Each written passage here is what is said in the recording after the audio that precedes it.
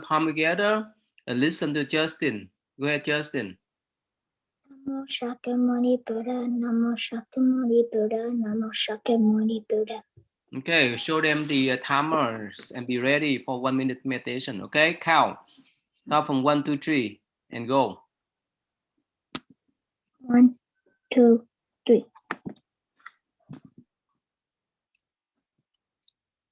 Close your eyes, everyone, and count your breath.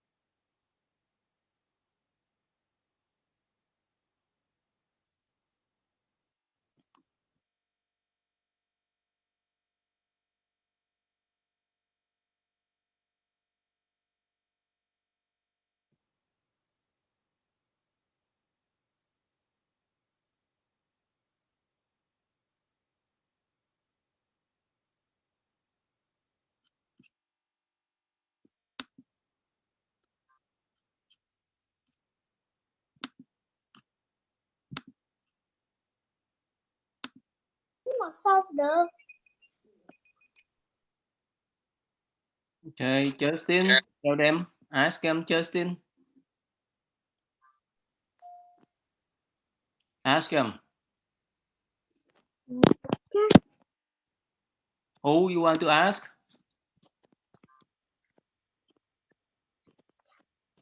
Trúc. How many, Trúc? He asked you. 25. Anthony, how many? 34. Vincent, how many? 35. Okay, good. Jason, are you ready? Okay. Oliva, if Jason mess up, you can help him out to summarize the story for me, okay? All right, you will be his backup, okay, Oliva? Yeah. Good. Okay.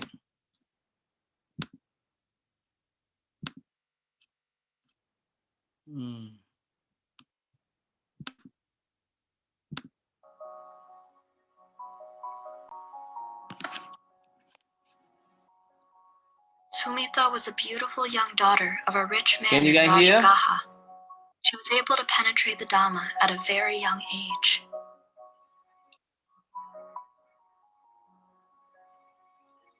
One day, Kukudamita, a hunter, came into town to sell his meat.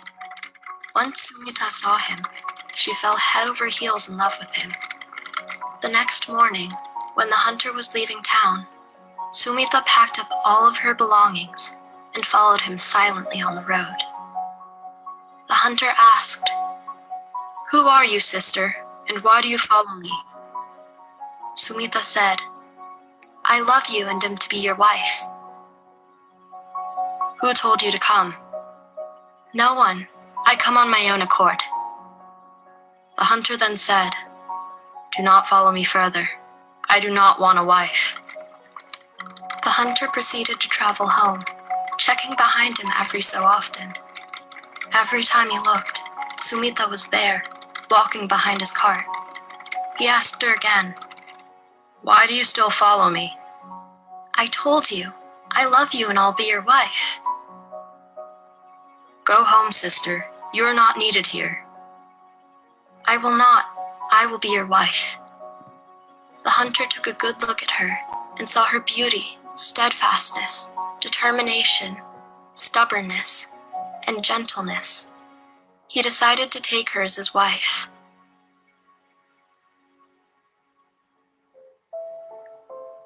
As time passed, she bore him 7 sons.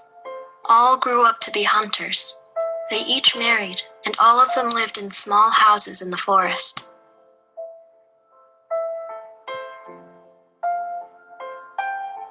Every morning, when her husband arose, Sumita, doing the duties of a traditional wife, would prepare breakfast for him and hand him his tools and weapons before he left, just as he commanded her to.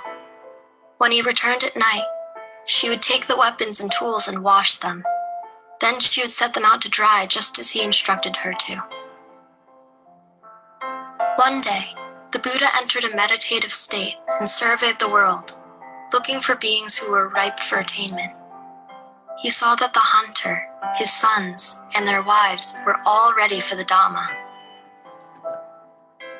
The Buddha went to where the hunter placed his traps in the forest. He purposely left a Buddha's footprint there, walked away some distance, and sat down on a large rock. When the hunter came to check his traps, he found that they were all empty. Not one animal was caught. When he looked down on the floor, he saw a distinct footprint and assumed that the owner of the footprint released all of his traps and stole his goods. He looked up and saw the Buddha not too far away.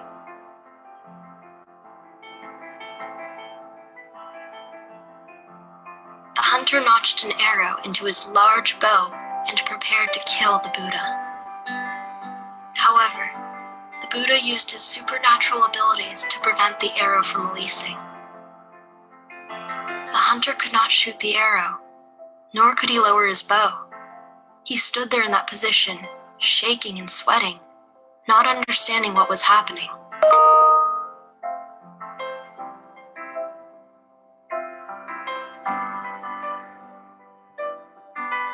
After many hours, Sumita was worried because her husband wasn't home, so she sent her 7 sons to check on him. When they reached their father and saw him aiming his arrow at a man but unable to shoot, they all pulled out their bows and aimed at the Buddha. However, they too were unable to shoot and stood there shaking and sweating. After a few more hours, Sumita was worried about her husband and sons, as they had not returned home. She gathered all of her daughter-in-laws and set out to find them.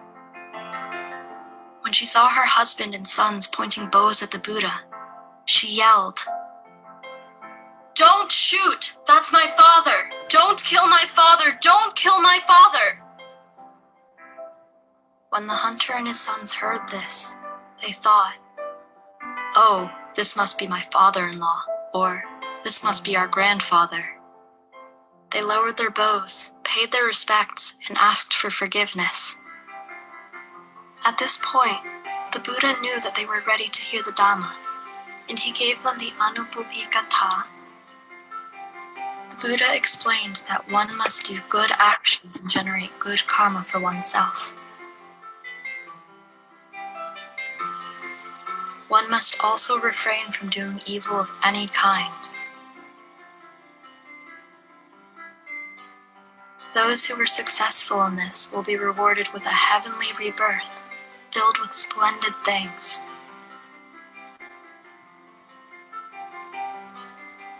However, like with all things, pleasure will come coupled with displeasure. Every advantage will come with a disadvantage. All sensual pleasures will have drawbacks. Namely, since they will not last, we will experience suffering when they change or end. Then we are destined to start the cycle over and try to earn our heaven once again. Even if we obtain happiness again, eventually it will expire and the cycle will continue.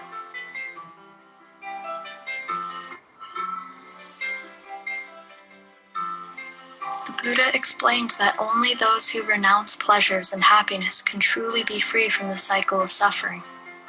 Since attachment leads to suffering, only through renunciation can we be free from that suffering. This is the path to Nibbana.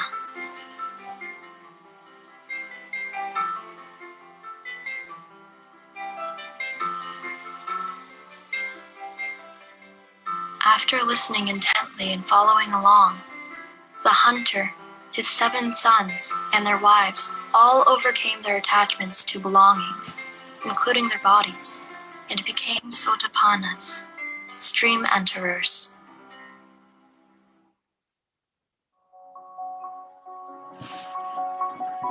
Later on, when the monks back at the temple heard this story, they praised the Buddha for his wisdom and compassion, but they questioned Sumita's actions. They wondered, If Sumita was a Sotapanna, why would she clean and provide weapons to a hunter who kills living beings? This must mean that she supports and participates in killing. How could a Sotapanna do this?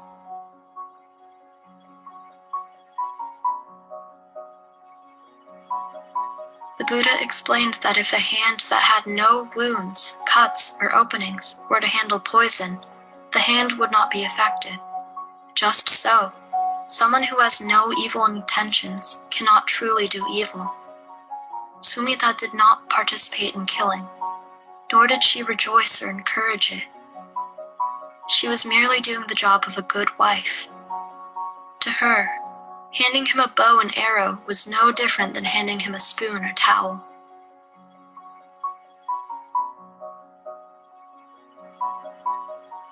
What do you think the moral of this story is? Okay. So, Jason. Okay, tell them clearly, okay? Story, what's about? So it was about there's a man and the man, and then one day a woman saw the man and then he went to left the village, and but the girl and pack up her belongings, then followed the man. Then the man saw the woman following him. Then he asked why she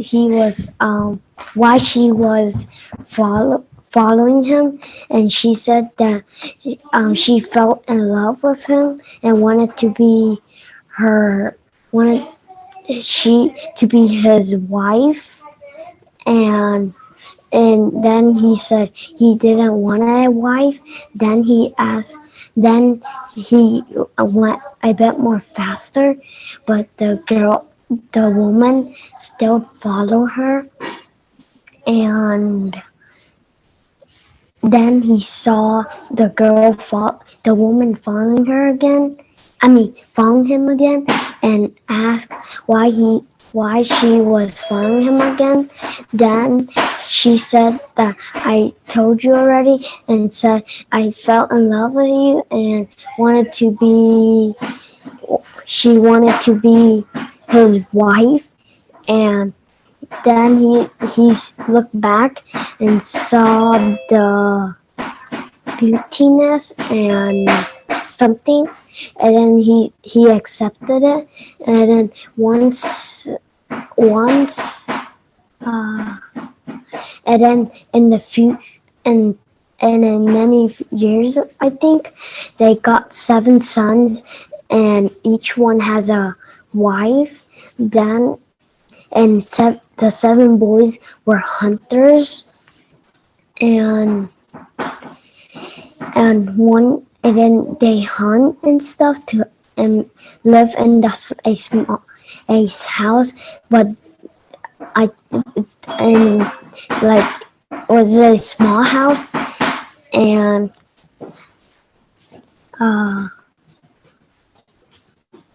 Okay, Olivia, can you help him out? What is next, Olivia? So the hunter, he went into where the Buddha was and tried to kill the Buddha with his bow and arrow, but then the Buddha made him not able to, and then Sumita got worried, and then she sent her sons to go find their father, and then they saw that he tried to shoot the Buddha, but he couldn't, and then they tried to help him, but they couldn't either. And then Sumita came and shouted to them to stop and not shoot her father. And what next? Get finish everything, Olivia. Yeah. So then they all sat and listened to the Buddha teach them about the Dharma. And they had to do good deeds so that they could have good karma and have a happy life in heaven. But then eventually they would have to like restart and regain all the karma.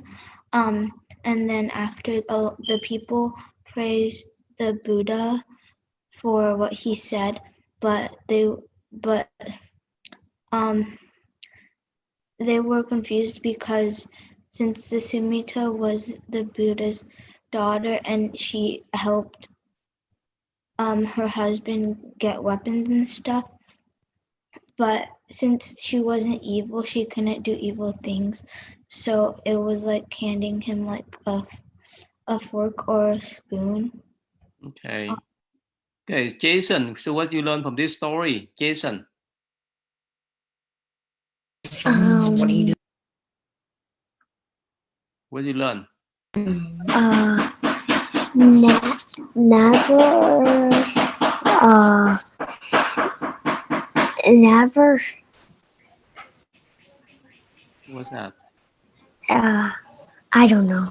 Oliva, what you learn? That like you shouldn't harm others. Pick up Oliva, please. Oh yes, and one. You so that like you shouldn't harm others. Like and you should be respectful. Okay, Vivian, did you watch the whole movie? Vivian?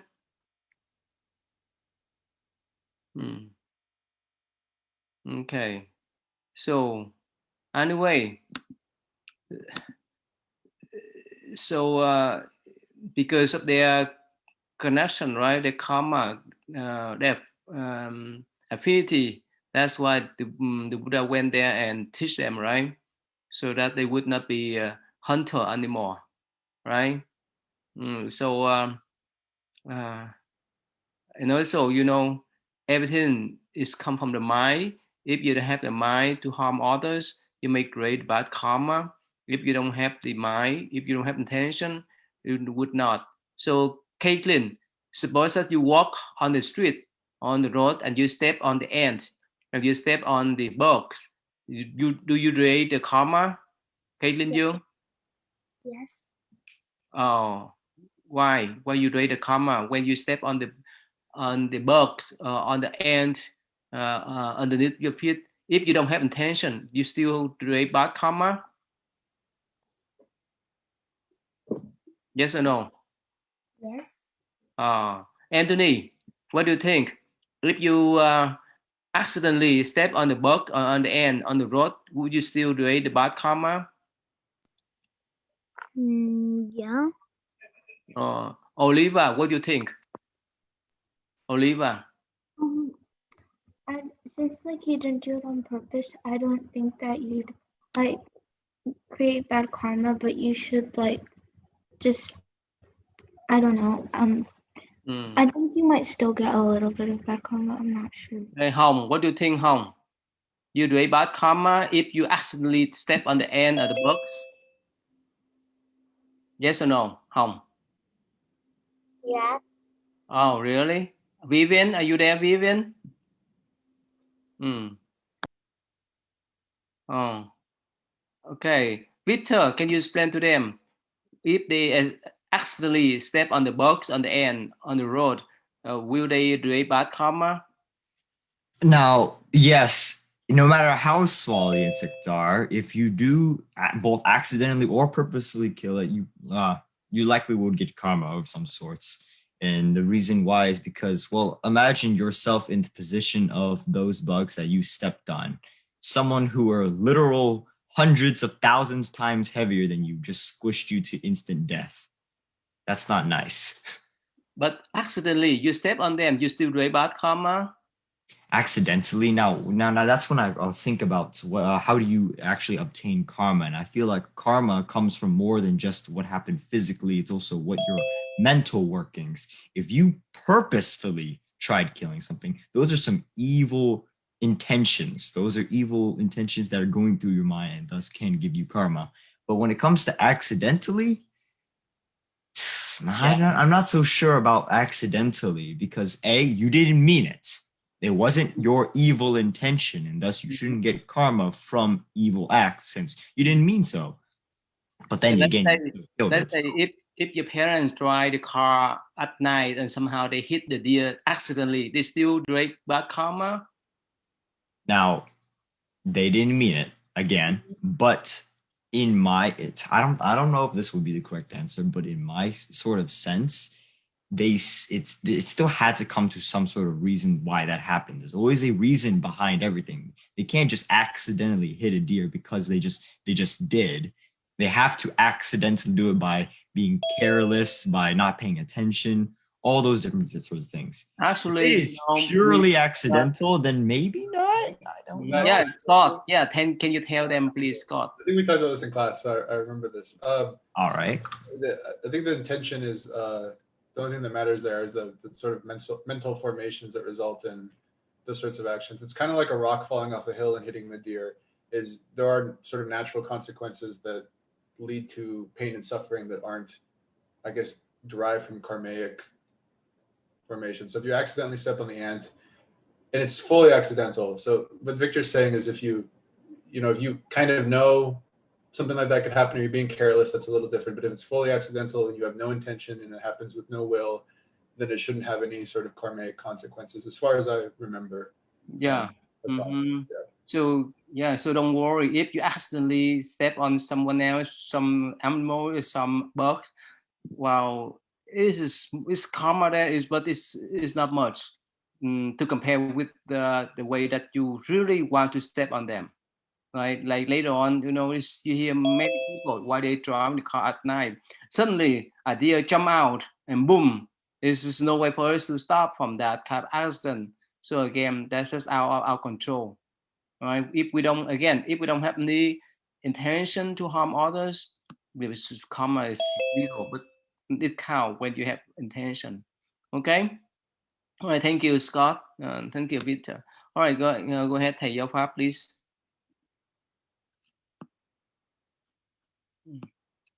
Hello. Yeah. Thầy turn on thầy. Cam. Yeah, no problem.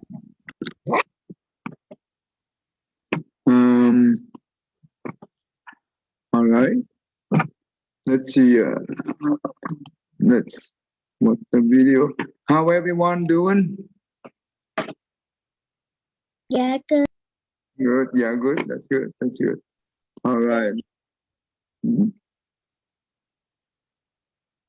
Let me show you the video. I think this will be nice. Let's see. Vivian, do you want to pay attention to this? Hello? Victor. Hello. Pay attention to this? All right, I will. Thank you. And other animals bring many positive emotions into our lives. Second, pets make us lonely. You have to admit, there's nothing more pleasant than coming home after a long, hard day and seeing a dog on the doorstep who's excited to see you. Though for some reason, no one expects the pet to save the owner's life someday. It's time to change this way of thinking. Today, we will show you that all pets act like real heroes if they get a chance to prove themselves. So sit back and let's get it on.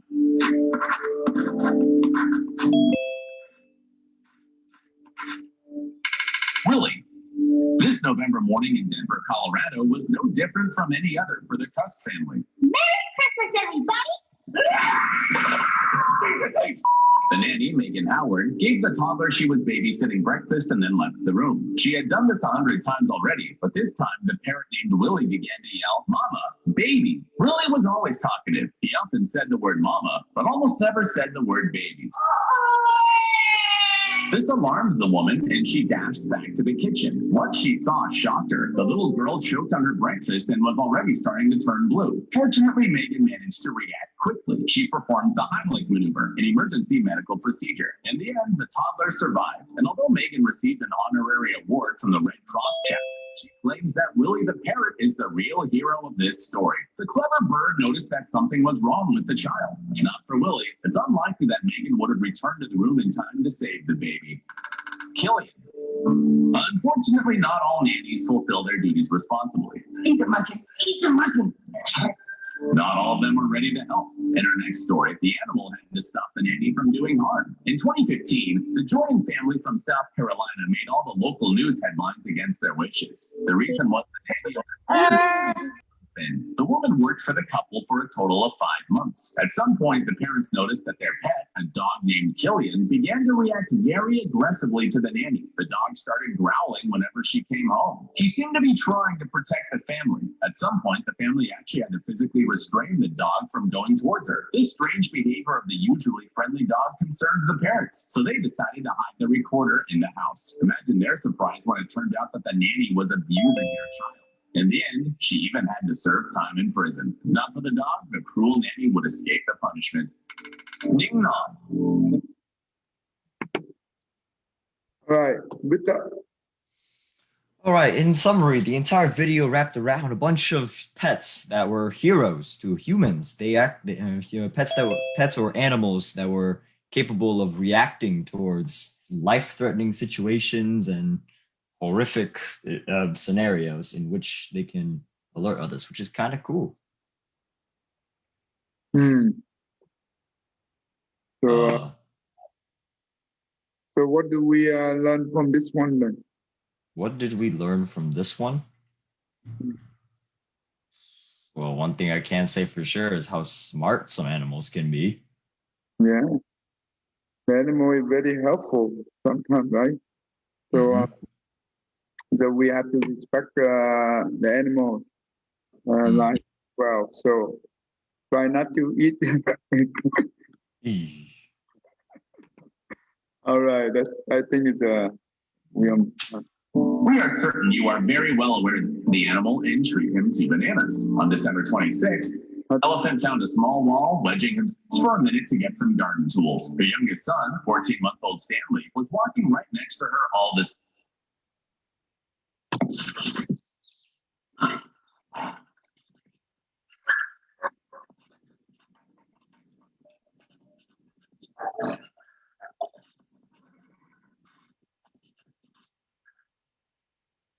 Time, and then at some point he suddenly disappeared. The woman searched the entire house, but the kid was nowhere to be found. At last, she decided to check the pool, and of course, she saw the kid in the water. For a second, the woman was certain that the kid was no longer alive because he was floating. But then she looked closer and realized that the dog was keeping the boy afloat. Bear was holding him up, balancing the kid on his back, fearing that the child would drown. He spent several minutes in this position until Patricia pulled her son out of the water. Masha.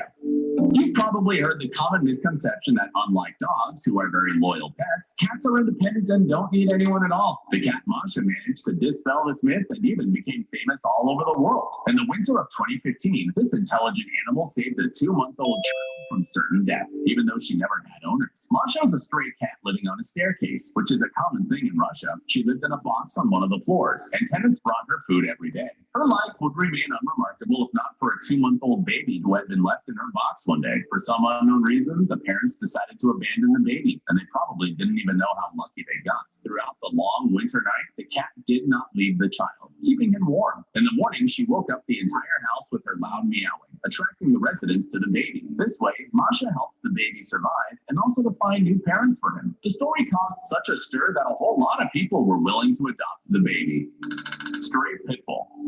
If you still think pit bulls are angry and aggressive dogs, wait till you hear our next story. It happened in St. Louis, Missouri. Just a few months ago, a woman walking her dogs noticed an extremely suspicious thing. A lonely little boy was walking along the street barefoot, accompanied by a formidable pit bull. The boy was seemingly lost. The woman could not turn a blind eye to the situation and started knocking on neighbors' doors, trying to understand whose child it was. 4 hours later, the parents were found. And the most surprising thing in this story is, of course, the dog's behavior. A stray pit bull found the child and then accompanied him, protecting him from danger. Of course, after such a heroic act, the dog simply had to be adopted.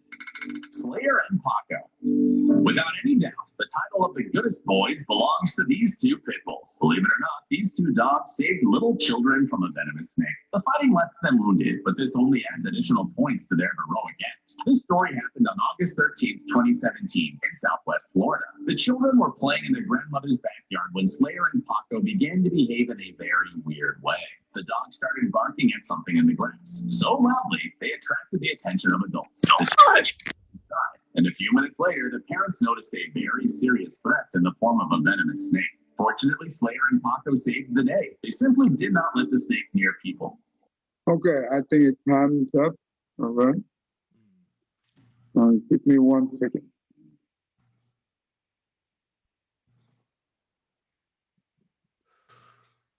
Give me one.